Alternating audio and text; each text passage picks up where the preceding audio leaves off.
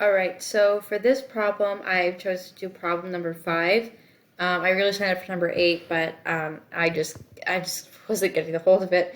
So for problem number 5, it basically in a whole wanted you to find the exact value for sine of 15 using that half angle identity.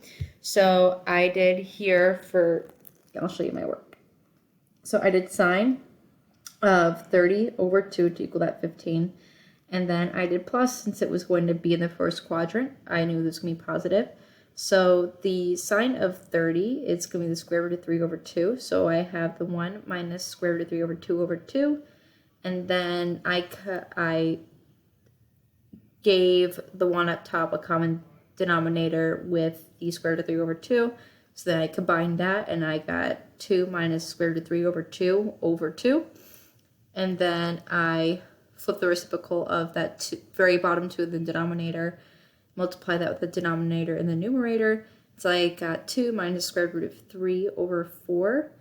And so I realized that that 4 is a square root, so when you pull it out, you actually get 1 over 2, or 1/2, which is the square root of 2 minus the square root of 3. So A is equal to 2, and B would be equal to 3.